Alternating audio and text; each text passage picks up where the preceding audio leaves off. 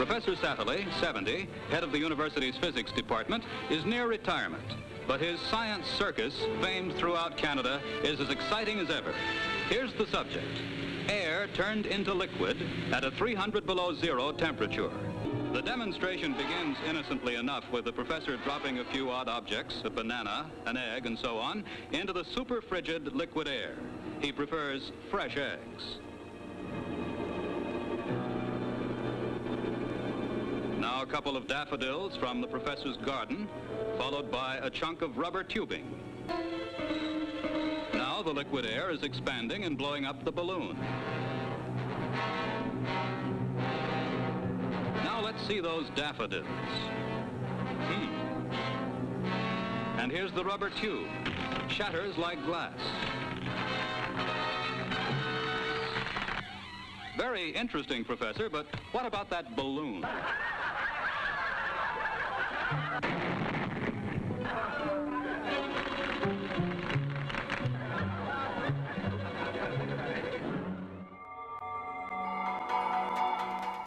Vamos ahora con otra noticia que también ha llegado de Gran Bretaña, lo de la oveja clónica. Si no eres capaz de seducir, estás muerto como comunicador. ¿Tienen que ser los científicos comunicadores? Sí, si pretenden hacer llegar sus avances.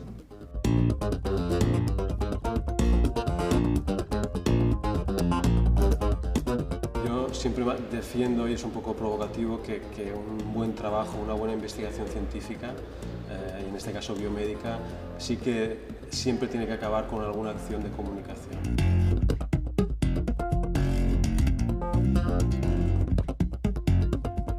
En la sociedad moderna no se puede figurar en la agenda política y en la distribución de los recursos tan disputados si no se tiene una presencia pública que dé cuenta de lo que se está realizando.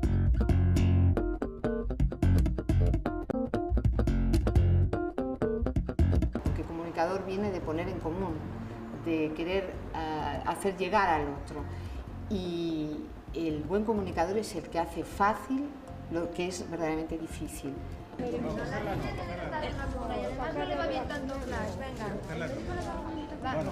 Cuidado con la niña. Supongo que he aprendido pues un poco a fuerza de ir haciéndolo y a fuerza de, de tener contacto con los distintos medios de comunicación y viendo un poquito pues lo que yo transmitía, cómo salía reflejado. El hecho de que las dos partes se conozcan mejor ayuda muchísimo, ¿no? El hecho de que los médicos investigadores conozcan cuáles son las dinámicas de trabajo de los medios de comunicación es importante, y los medios de comunicación también tienen que entender cuáles son las dinámicas de trabajo de los investigadores y los científicos, ¿no? Tú de pronto recibes la información vía agencia, vía, pues, yo sé, te llaman de la Pompeu Fabra y te dicen, oye, tenemos esto que hemos descubierto, esto que es interesante. Bien. Primero, conocerlo. ¿De qué va esto? Segundo, conocerlo en términos de ciudadano normal. Porque si tú no lo has entendido, nadie lo entenderá. Tercero, traducirlo al idioma para que lo entendamos todo. Lo cual significa un esfuerzo de síntesis importantísimo, que es la palabra clave a la hora de hablar de información científica. Capacidad de sintetizar. Yo procuro, cuando hago una entrevista con un científico, pues primero no le dejo hasta que no tengo el titular.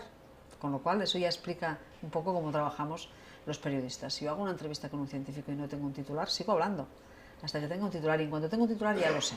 ¿Qué es un titular? Muchos científicos no saben qué es un titular. Un titular es la condensación en máximo 6 palabras de una cosa que tiene que ser novedosa, atractiva e interesante.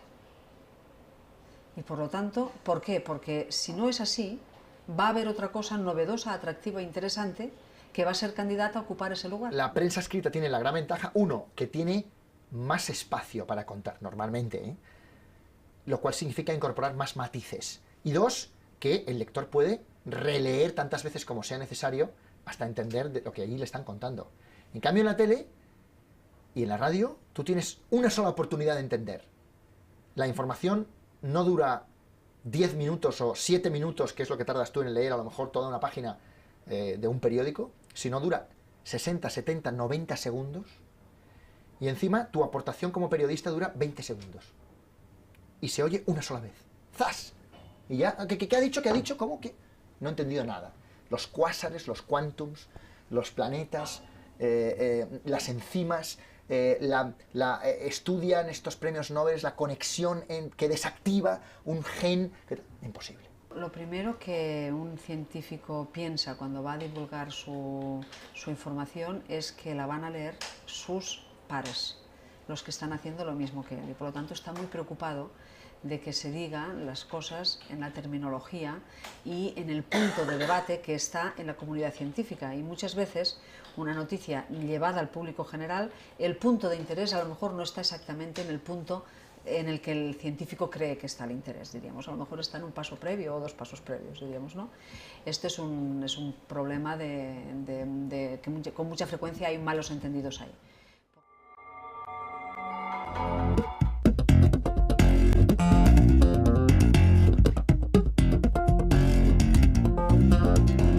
El trabajo de un área de comunicación de un gran hospital o de un centro de investigación, yo creo que sobre todo es ayudar a los investigadores a desarrollar su política de comunicación, ¿no? Y su estrategia de comunicación. Cuando se convierten en buenos profesionales, son capaces de sintetizar. Cuando ven una cámara, no se bloquean. Son capaces de decir, lo importante que te quiero decir es esto. Es una reducción terrible, mis compañeros me criticarán, pero para entendernos, esto es lo importante. El conocimiento científico nunca se debe convertir en patrimonio de un individuo. Luego, el conocimiento científico, cuando lo generas, lo debes de dar a conocer. Y si no, no existe. Mark estuvo ayer en Rixensart y debería de tener ya un plan más claro de acción en cuanto a comunicación. Nosotros, para preparar cualquier actividad relacionada con los medios de comunicación, lo primero que hacemos es tener una reunión valorativa con el investigador. El primer esfuerzo que le requerimos es el de hacer en 5 minutos un resumen de un trabajo o en 10 minutos un resumen de un trabajo de 2-3 años igual, ¿no? En esta reunión lo primero que valoramos es qué mensajes vamos a tener que pasar. El tema del titular, ¿no? ¿Qué titular hay? ¿Tiene una aplicación clínica esta investigación? ¿Tiene una aplicación directa a corto plazo? Si una noticia es merecedora de ocupar un espacio informativo en un periódico, se supone que se le exige que tenga una proyectabilidad de futuro, como para merecer ese espacio, porque no hay tanto espacio informativo. Pero por otra parte, fácilmente podemos caer en la creación de falsas expectativas. Es una línea muy delgada el que separa el rigor científico de las falsas expectativas. Hay 4 preguntas importantes hacerse antes. Lo primero es preguntarse de qué les voy a hablar, para qué cuál es mi finalidad, a quiénes son los que me van a escuchar y a partir de aquí cómo lo voy a estructurar. Es mucho más fácil, interesante y sencillo y eficaz partir del meollo de la cuestión y a partir de aquí ir remontando de manera que expliques por qué se ha llegado a ese punto. Pero tú has descubierto una cosa que es muy interesante, pues explicas, esto es muy interesante. ¿Por qué es interesante? Porque hasta ahora se sabía esto y ahora sabemos esto, y partes de ahí. Y entonces, a partir de aquí puedes decir lo que quieres. Se sabía esto, hasta dónde se llegaba, qué proceso has hecho para llegar a esta cuestión. ¿Quién me dice lo que tengo que hacer? Marc, tú me diriges. La televisión es incómoda porque por 15 segundos de presencia en la tele te requiere mucho tiempo de dedicación, ¿no? De preparación, de imágenes de recurso, de que si vamos al laboratorio, que arriba, abajo, ¿no? Allí hay un equipo de televisión o de información que no sabe nada del asunto, o sabe poco, mucho menos que tú, y por lo tanto hay que ayudarle a que comprenda, porque si comprende, comprenderá la gente que está detrás de esta cámara. Os pedimos que seáis capaces de reducir. Después nosotros, de vuestro minuto y medio, lo dejaremos en 20 segundos, con un criterio que a lo mejor es equivocado, ¿eh? Y os hemos cogido los 20 segundos que nos parecían importantes, pero para eso está la comunicación periodista-científico, para decir, oye, de este minuto y medio que te he dicho, lo más importante son los primeros 28 segundos, o las primeras 3 frases. Ah, gracias, me lo apunto porque como sé que tendré que cortar, tal. Hoy destacamos también un avance médico que puede salvar millones de vidas. tan importante el esfuerzo en reducir las palabras como el esfuerzo en aportarnos imagen, material con el que después construir un discurso en televisión, esos 90 segundos, ¿no? ¿Qué imagen tienes? Pues tengo una animación buenísima de cómo se separa una célula de la otra, tal, no sé qué.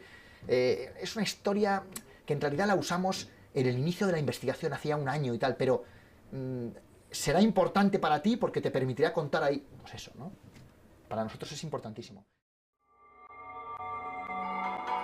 So began years of research, of tireless work of many men, of spending, well, let's not get into how much money. It's quite a dream, quite a story. If I get a little too technical, will someone please ring a bell? You see, for the first time since creation, men were going back to the elements to create a molecule. So soon? I'll start over.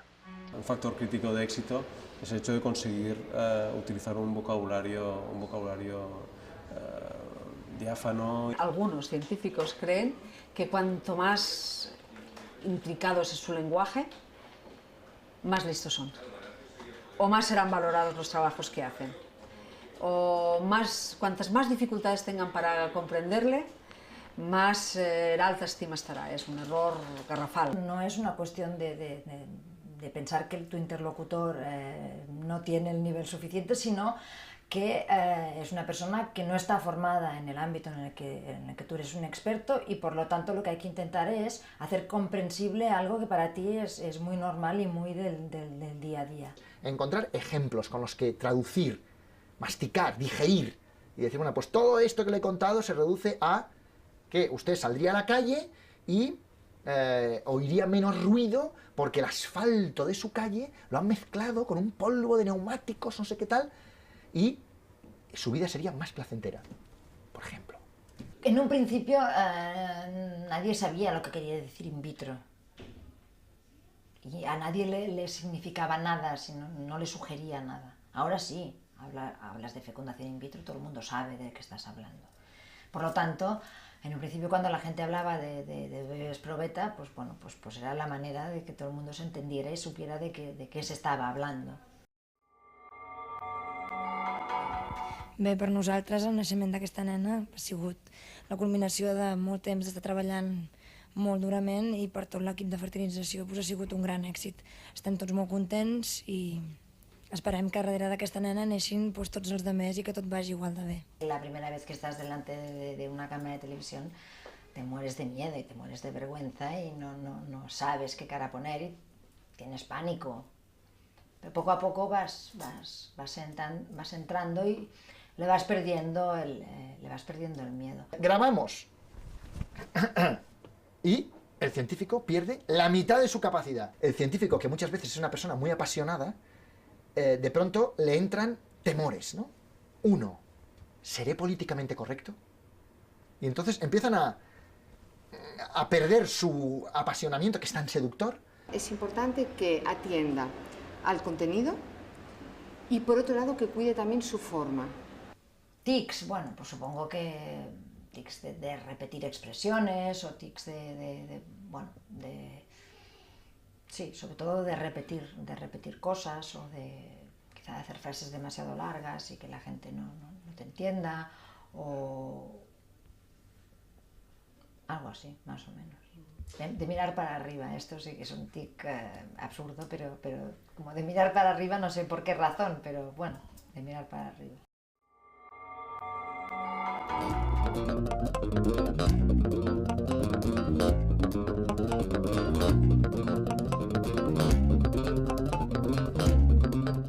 Yo suelo decir que cuando haya una exposición, la gente tenemos un síndrome que es la tendencia a querer desaparecer de la situación. Y lo primero que suele desaparecer es la audiencia, porque no la miro, y lo segundo es mi voz, porque yo voy tendiendo a bajarla, a reducirla, y si luego eso se combina con una velocidad rápida, pues cuanto antes termine, antes me voy. Y todos estos son elementos que hay que contrarrestar internamente, porque son miedos internos. De vez en cuando cogéis el teléfono y llamáis al contestador automático de vuestra casa, ¿eh? Y cuando suene el tut, que se produce un silencio, habláis. Bueno, pues, ¿qué tal? Soy Valentí Fuster y quiero aprender a hablar al silencio. Y como es un contestador automático, no contesta a nadie. Y esa pequeña opresión que produce es lo que genera una cámara. Entonces hay que continuar hablando. Bueno, pues yo lo que quería decir era vencer la angustia del silencio es una parte importante de la capacidad de comunicación. ¿Qué aspectos, factores debería cuidar el que comunica? Aspectos como la vocalización, el no articular bien las sílabas, la velocidad, el hablar demasiado rápido o el hablar demasiado lento. Por ejemplo, la ausencia de frecuencia, una persona que constantemente cuando está hablando con el mismo tono de voz y así se puede desarrollar su charla durante 1 hora y media. Claro, todos estos elementos, como el volumen, por ejemplo, que sea excesivamente bajo o excesivamente alto y no adecuado a la sala. Segundo ejercicio, cogéis una cámara de vídeo y os grabáis. Pero no el día antes que os hayan llamado al programa no sé qué. No, no, no. A horas muertas. Cuando tengáis un rato, ponéis la cámara de vídeo y habláis a la cámara de vídeo. A ese ojo negro, frío, que os mira, que no os ayuda nunca, que no hará nada por vosotros, que vosotros no seáis capaces de hacer. Entonces, habladle a ese ojo negro. Buenas tardes. Yo soy experto en enfermedades cardiovasculares. ¿Y eso qué significa? Pues que yo sé de esto, de esto, de esto, de esto. Entonces aprenderéis, por ejemplo, a romper la presión que produce un objetivo. Simular esa situación con personas de confianza, simularla. Es decir, que tú tienes que hacer una presentación de una intervención tuya y escoges a personas que tengas confianza y allí simulas lo que luego vas a reproducir con la prensa. Y ese es un buen ejercicio donde tú pasas esas ideas a la voz y te percibes a ti explicándolas y los demás además te dan feedback. La vocalización. El problema que tienen las personas cuando no vocalizan es que juntan mucho las mandíbulas, las cierran mucho y entonces no articulan ni los labios, ni abren ni cierran la mandíbula. Se coge el bolígrafo y se pone en la boca, inmovilizando, y se lee el texto. Ese mismo texto, una vez retirado el bolígrafo, se vuelve a leer y entonces nos concentramos en articular cada una de las sílabas, de manera que no estemos pensando en la palabra siguiente. El volumen, hay ejercicios que se coge un texto y uno se lee muy alto, uno muy bajito y uno normal. La gente que habla muy bajo, si sube un poquito el volumen de voz, la sensación interna que tendrá es que está chillando. Pero aún y así sigue hablando bajito. Para poder mejorar la frecuencia hay varios ejercicios que se concentran en la entonación de la voz y en el significado que tú le das a esa entonación. Tú coges el listín telefónico y empiezas a leer una frase diciendo María González Jiménez, calle Viladomat 235, tercero primera, Barcelona 080 29. O por ejemplo, María González Jiménez, calle Viladomat 312, tercero primera, Barcelona 803. Es decir, tú vas jugando con un contenido similar, pero a la vez lo que vas haciendo es cambiando entonación desde la sorpresa, desde el enfado, desde la interrogación, desde la alegría. Hacemos ejercicios que empiezan a hablar, por ejemplo, uniendo sílabas que no tienen ningún tipo de significado, haciendo ver que están conversando con el otro y el otro le responde también con lenguaje elfo. Empiezan a Oflokonsklons Zagli, Oplin, Tronklon, Boloflindi, Bologo, Orcon, Blis, Tranklon, Oplonflon. Y entonces trabajamos de manera que los grupos o las personas van transmitiendo un contenido que no se sabe lo que se dice, pero sin embargo lo que sí está transmitiendo significado es con la entonación con que lo dices. Cuando uno se coloca en una situación de hablar en público, de pronto se da cuenta que tiene brazos, le molestan los brazos, se da cuenta que tiene piernas y no sabe qué hacer con las piernas, y esa sensación de no saber qué hacer es muy común cuando uno se coloca ante un público. Y por lo tanto, si una persona no sabe qué hacer con las manos, lo mejor que puede hacer es momentáneamente coger algo discreto, puede ser un bolígrafo, puede ser, evitando que tenga clic, clic, clic, obviamente, porque si no podrá jugar con las manos por ese nerviosismo, algo discreto que pueda coger con las manos y que estén ocupadas momentáneamente, mientras está en esta situación. Porque lo que es muy común y forma parte del nerviosismo es que cuando uno contacta visualmente con la audiencia no la vea. Una manera de mirar a la audiencia es mover el rostro, izquierda, derecha y centro, y tratar de que no haya un sector que te quedes mirando concretamente a ese sector, eludiendo al otro. Y otra de las cosas que también hay que evitar es quedarse enganchado a una cara. Esto se llama las caras gancho. Y suele ser también una costumbre que tenemos, sobre todo cuando esas caras que nos están mirando son caras que además nos afirman mientras nos están escuchando. Dentro de las reuniones de preparación, obviamente, también ejercemos de abogados del diablo un poco, ¿no? O de periodistas. Y intentamos preparar en la medida de lo posible, dependiendo del tema, posibles preguntas que puedan surgir durante una rueda de prensa o en una entrevista.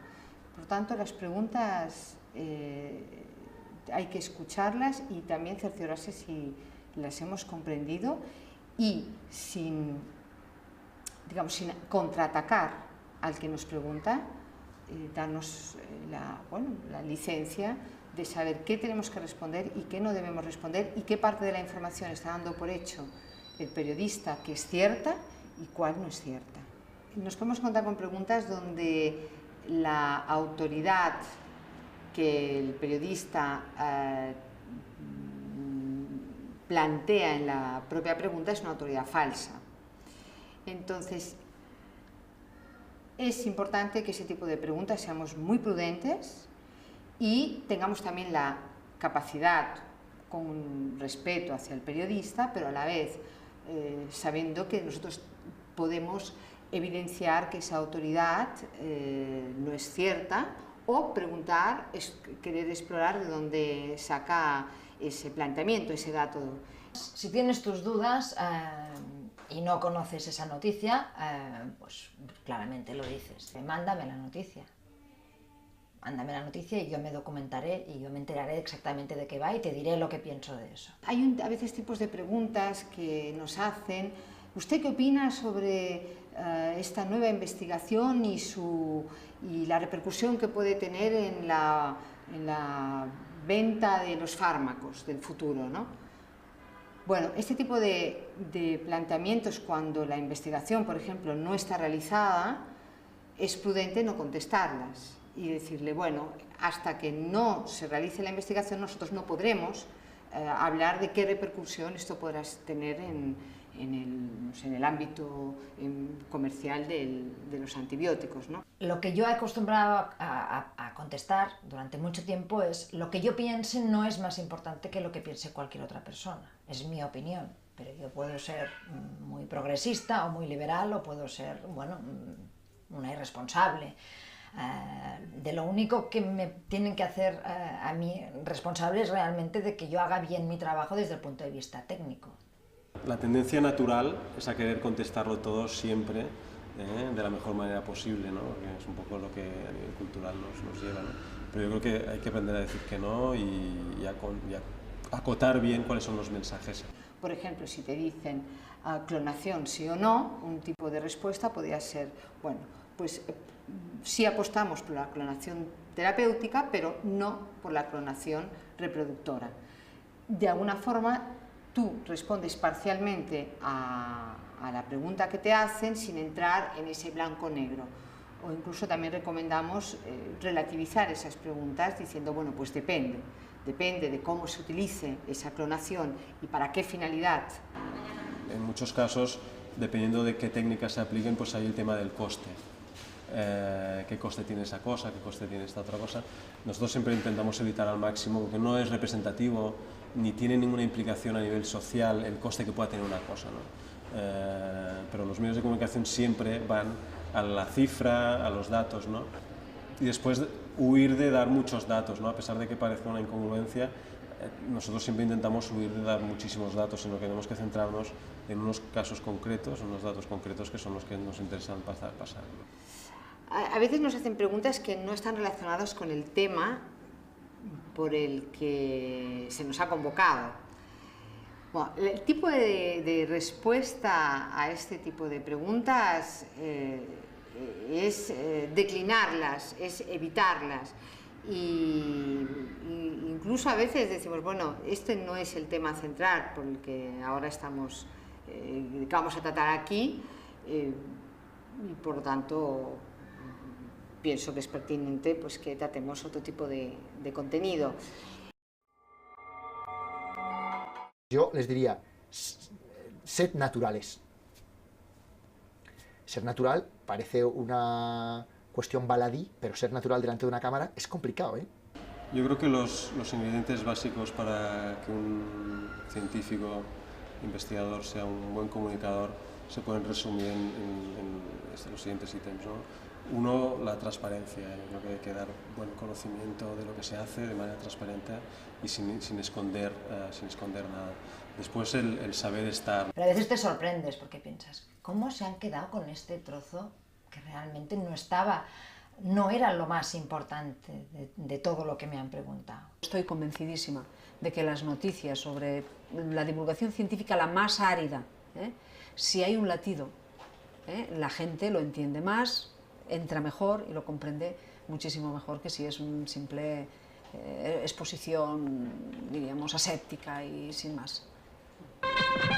It's rugged playing professor of physics as John Satterley plays it, but Toronto students generally remember what he's taught them.